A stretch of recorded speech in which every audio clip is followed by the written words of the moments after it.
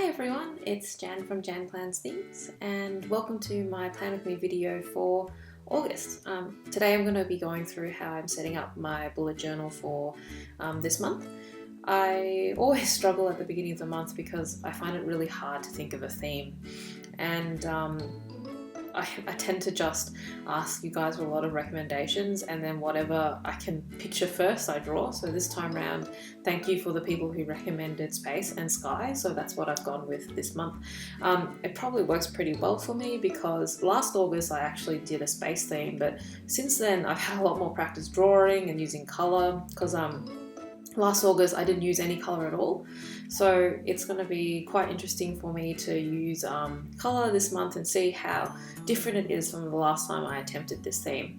So I'm trying to use a few more new techniques to show you in this video compared to what I normally do, and during the month as well I'll try and show you these in a slower video speed for when I'm filming my weeklies. So what you see me using this month, which is a bit different from last month, is the use of masking fluid. I'm using a masking fluid by Staedler, and I'm really enjoying it because it's really easy to peel off.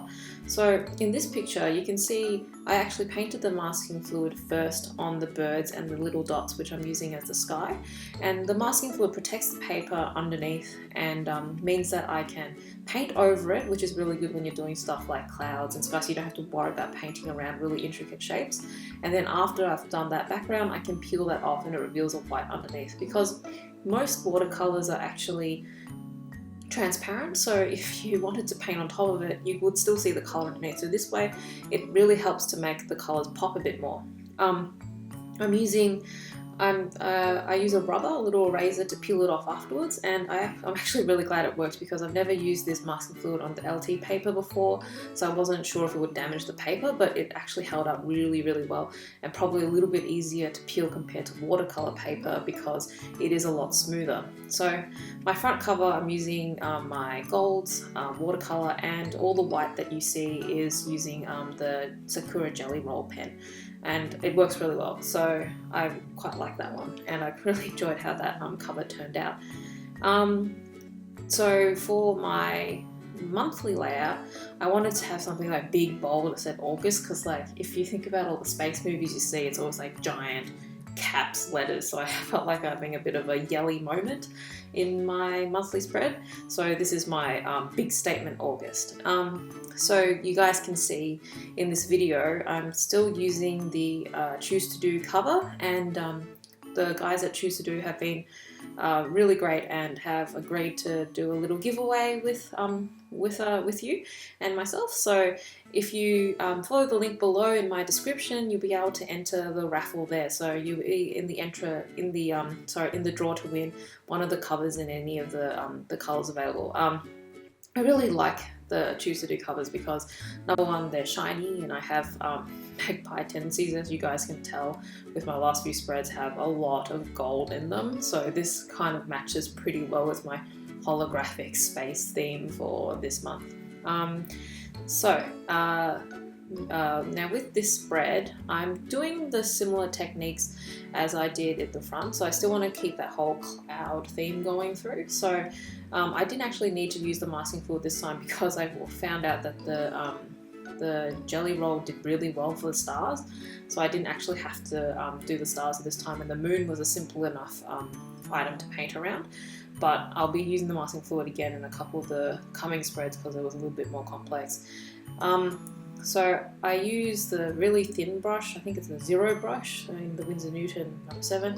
When you're buying a watercolor brush, I find that especially when you're painting stuff in the LT, you want to have like a good brush tip that holds quite a bit of water, and that you can use it to, and then you have to make sure that the tips don't fray as well. So I used to, at the beginning, buy very cheap brushes because I didn't know what shape I liked and that type of thing, but then I found that I'd spend more time picking the little hairs out of my drawing than I was actually drawing. So I did invest in a few good brushes, and it's actually changed my life. So I do recommend you just seeing what type of shapes you like, and then also spending a little bit of money to see what type of brushes are good enough quality. And I really only use 2 brushes for almost all my drawings, the number 4 and the 0. So I feel like it was a really good investment for me. So you can see what I've done for this monthly is I've drawn little planets, and they all represent a day, and I'll put the little numbers and dates next to them. I had a lot of fun making little space designs, and I find that because my monthly, I don't do a lot of writing in it, I can be a little bit more experimental with how I do those layouts, and I really liked how that one turned out. It was like some nice big loud and bold. And this is going to be my mood tracker. Mood tracker is a bit fun for me because they're like a fun colouring in activity during the middle of the week. And what I was discovering that if I have a good month, all of my colours are the same. So it's sometimes you're like, oh, maybe like a slightly sadder day would mean for a better rainbow. So I figure, you know, if you do have a bad day, it just means your mood tracker looks nice, so you can take a positive out of a bad day as well. So this is, I'm very aware to those space aficionados around there that planets do not orbit like this, but it kind of just I kind of just did the orbit lines for a good effect. I'm using the masking fluid this time round again because it's really hard to paint around all the little little planets, and it's so much easier to do this type of like lay down of color when you don't have to worry about painting around tiny shapes. So that works really well when you're doing like little galaxies and stuff. So this is, I'm using basically just an ultramarine blue mixed with a rose, like a rose colour. I think it's quinacridone rose that I'm using in the Daniel Smith colours to make the purple, because they mix together to make this beautiful clear purple. And then actually to darken the blue I use a yellow ochre, which is kind of weird because you think it makes green, but no, really it just makes it grayer, which is fantastic. So I'm adding, I'm sometimes really impatient, and what happened here is I stuck my hand inside the paint and then I transferred little stamps of circles all over the page. So I went through and I just turned those into little paint splatters, and it kind of matched well anyway. So you can, like in the great words of Bob Ross, you can turn your mistakes into birds. So find out, so don't like despair too much if you make a mistake. There's probably some way you can cover it up. So after this, I've gone through, and you can see me now using the little razor to remove the masking fluid, and it like just peels off. It's quite satisfying actually. And then a little bit of the Fine Tech Golds palette to make that nice shiny sun in the middle. And I really like how this one turned out, and I'm really looking forward to using it during the month. And of course, there are no shadows in space, but I felt like adding shadows to the little orbs made it pop out on the page a little bit more. But I thought it just looked a little bit nicer. So for my ideas page, it's more focused on like enough space to draw little, to write little items. I mostly use it for ideas that you guys give me for spreads, and I also put my Instagram and YouTube tracker on my ideas page instead of my monthly page. So once again, I laid down some colour to make the cloud, and when you're laying down colour using the LT, be really sure not to put too much water on, which is why I'm really happy with my brushes so they don't hold too much water. It forces me to dip often, and it means I have to brush on drier, which really minimises the crinkling. And you can see that I'm actually drawing directly on the page previous, and you can see a little bit of ghosting, but there's no bleed through on the watercolour paper. So unless you're like really bruising the paper with your brush and smushing it in, I don't feel like it should bleed.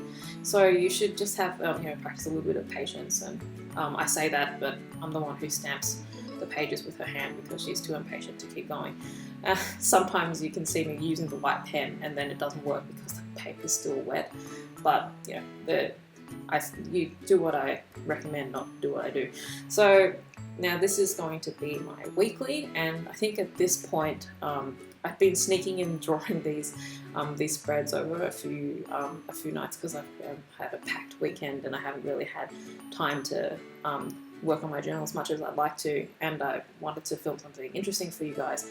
So at this point I think I'd like engaged in my full magpie mode and just really wanted to put gold everywhere, which ended up with this concept for the page, which I based it on that Pixar short, La Luna. It was like one of my favorites, where I think it was the dad and the son, and they basically they basically sweep the glowing stars over the moon to get the moon phases during the year. So I thought it was an absolutely beautiful short, so I based this drawing on that.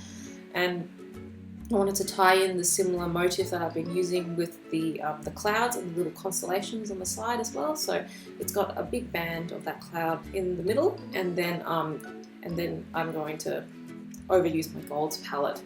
And with this one, I'm doing it in small sections because another reason why you can see me painting on all the clouds in circle motions, because the LT dries very, very fast if you're not putting too much paint on, which you shouldn't be, otherwise the paint will buckle too much. And that means that by drawing it in circles, if it dries, it doesn't matter because it looks like I've purposely made those cloud shapes, and then I can go over it with the white pen later to make it pop. So that's a way I found around dealing with that, especially when you're painting really large areas. So instead of getting that really harsh line, I incorporated it into the design to make it a little bit easier to use.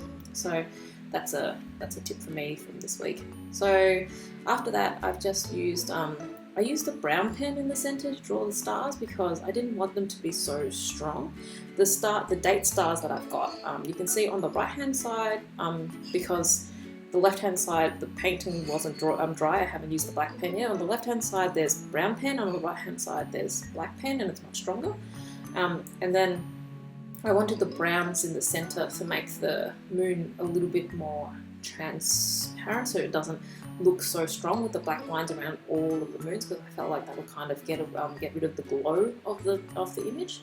I've also gone through afterwards, and when I put the white pen in, I found that it kind of drowned out the whole picture, so I'm just adding a few shadows by detailing it by painting a little bit of the dark blue indigo colour across the top of the clouds, and I felt that really helped give it some depth. I'm making the most use as I can with the palette, the Fine-Take palette this time, so I'm actually blending a couple of the golds together, because if I painted all one gold it didn't really have that depth, so I'm using 3 of the golds to make it shimmer a bit more, because I figured that if it's like a blinking moon, they wouldn't have everything all the one single colour, and I kind of like how that created a bit of depth in the drawing as well. So that's my weekly. I kind of just draw the stars wherever, so sometimes the spacing isn't perfect, but I don't mind so much. I find it gives it a bit of character. So that's it for this month. I hope you guys really enjoyed the video. If you want to enter the giveaway, please do. I love the covers, and I hope you guys enjoyed it, found it helpful, and I'd love to see you guys next time. Thanks again for joining me, and if you have any requests or more detailed tutorials, please tell me. I'll be working on those in the coming weeks. Thanks again. Bye!